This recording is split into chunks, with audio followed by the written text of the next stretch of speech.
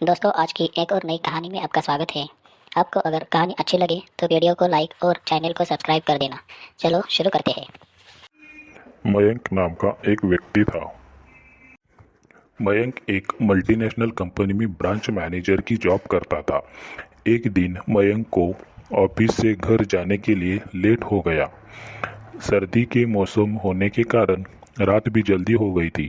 ठंड भी बहुत शुरू हो चुकी थी। रास्ते में चलते चलते मयंक को अचानक एक आवाज़ सुनाई दी, रुक जाओ। मयंक वहीं पर रुक गया और पीछे मुड़ के देखा, लेकिन पीछे कोई भी नहीं था। फिर से वही आवाज़ सुनाई दी, सामने देखो। जैसे ही मयंक ने सामने देखा तो उसे ज़मीन पर कुछ चमकती हुई चीज़ दिखाई दी। मयंक दौड़ के उस चीज़ के पास गया और देखा तो यह कोई साधारण चीज़ नहीं थी, बल्कि एक चमकता हुआ हीरा था। उसने वह हीरा अपने हाथ में लिया। उसकी चमक देखकर मयंक की खुशी का पार न रहा। लेकिन मयंक को कहाँ पता था यह कोई साधारण है या नहीं, बल्कि एक मायावी हीरा है। अचानक उस हीरे में से आवाज़ आई, अगर तुम्हें और हीरे चाहिए तो इस जमीन को खोदो। इस जमीन के नीचे बहुत सारे हीरे हैं। मयंक खुश हो गया। उसने उस हीरे को अपनी जेब में डाला और जमीन खोदना शुरू किया। करीबन 2 फीट खोद काम करने के बाद अचानक मयंक डर के मारे चिल्लाने लगा। इसके कारण उसका संतुलन खो गया और जमीन पर गिर पड़ा। उस गड्ढे में क्या था दादाजी? क्योंकि उस गड्ढे में से हीरे मोती नहीं, बल्कि किसी इंसान का कटा हुआ सर मिला। अचानक वह सर हवा में उड़ने लगा और बोला, डरो मत, मैं तुम्हें कोई हानि नहीं पहुंचाऊंगा। मैं तुम्हें बहुत सारे हीरे जवाहरात भी दूंगा। बस मेरी बात ध्यान से सुनो।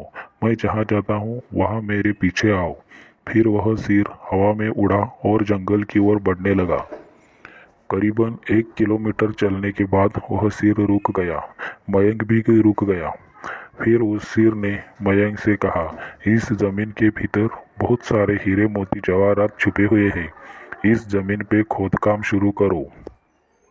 फिर आगे क्या हुआ दादाजी? मयंक खुश हो गया और उस जमीन को खोदना शुरू कर दिया। खोदते खोदते उस जमीन के नीचे हीरा मोती तो नहीं, बल्कि उस सिर का कटा हुआ धड़ मिला। उस सिर ने कहा, अब तुम्हें एक आखिरी काम करना है, उसके बाद मैं तुम्हें मालामाल कर दूंगा। तुम्हें कहीं से भी 1 लोटा खून लाना होगा। मयंक ने बोला, 1 लोटा खून? पर मैं 1 लोटा खून कहाँ से लाऊंगा? उस सिर ने कहा, चलो मेरे साथ। और डरावना चेहरा मयंक को साथ लेकर थोड़ी दूर पे गया। वहां उसे एक इंसान को जाते हुए देखा। वो सिर बोला, उस इंसान को मारो, मार कर उसका खून ले आओ। मयंक डर गया और बोला, नहीं नहीं, यह मुझसे नहीं होगा। मैं यह नहीं कर सकता। अगर तुमने यह काम नहीं किया तो मैं तुझे बहुत बड़ी मुसीबत में डाल दूंगा। फिर तुम्हारी पूरी जिंदगी नर्क बन जाएगी।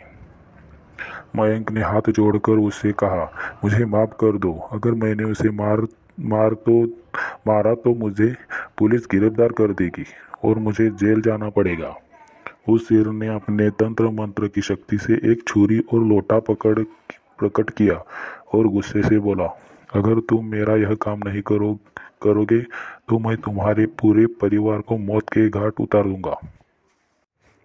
मयंक ने मजबूरी में आकर उस आदमी को मार डाला और उसका खून लेकर उस सिर के पास गया। वो सिर खून को देखकर बहुत खुश हुआ और बोला, यह खून मेरे शरीर पे डाल दे। उस सिर ने कह उस सिर के कहने पर मयंक ने खून को उसके शरीर पे डाल दिया। फिर कुछ ही देर में वो कटा हुआ सिर उस शरीर पे जुड़ गया।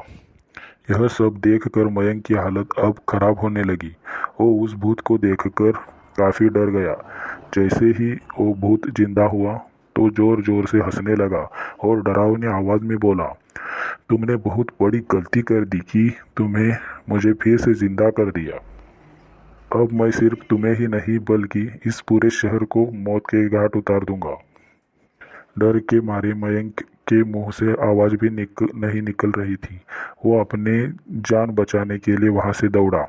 लेकिन उस भूत ने छलांग लगाकर मयंक को ज़मीन पे गिरा दिया और बोला, मुझे बहुत भूख लगी है, अब मैं तुम्हारा मांस खाऊंगा। जैसे ही उस भूत ने मांस खाने के लिए आगे बढ़ा कि तुरंत ही उसका सिर धड़ से अलग हो गया। मयंक समझ नहीं पाया कि आखिर यह चमत्कार हुआ कैसे। जब मयंक ने पीछे मुड़कर देखा तो एक अघोरी बाबा खड़े थे।